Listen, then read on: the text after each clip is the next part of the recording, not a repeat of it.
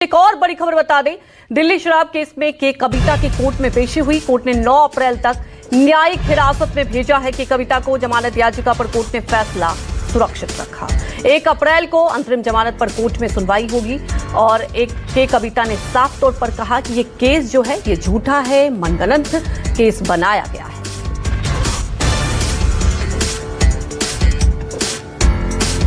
वहीं हमारे सहयोगी विमल कौशिक लाइव जुड़ चुके। विमल, के कविता को राहत नहीं मिली, मुश्किलें और ज्यादा बढ़ गई। हालांकि उन्होंने ये जरूर कहा कि ये पूरा का पूरा जो केस है वो झूठा है, इसमें कुछ भी सच्चाई नहीं है, जानबूझकर प्लॉटिंग की गई।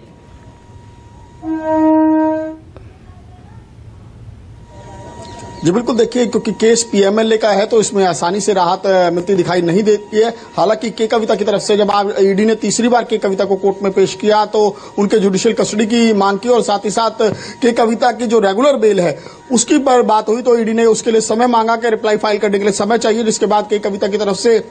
इंटरिम बेल की एप्लीकेशन लगाई गई, जिस पर ग्राउंड ये जो दिया गया के कविता की तरफ से कि उनके बेटे के एग्जाम है और वो माइनर है तो उसको देखरेख की जरूरत है, लिहाजा उनको कुछ इंटरिम रिलीफ दिया जाए। जिसके बाद कोर्ट ने 1 अप्रैल को सुनवाई का दिन मुकर्रर किया है। साथ ही साथ इस मामले में ईडी ने आज जब के कविता को कोर्ट में पेश किया तो जानकारी दी के कविता का कई व्यक्तिगत लोगों से आमना सामना कराया गया इस मामले से जुड़े हुए, जिसके बाद कयास ये लगाए जा रहे हैं कि हो सकता है अरविंद केजरीवाल और के कविता का भी आमना सामना कराया गया हो, क्योंकि दोनों ही इस मामले की दोनों महत्वपूर्ण कड़ियां हैं और दोनों ही ईडी के पास मौजूद थे।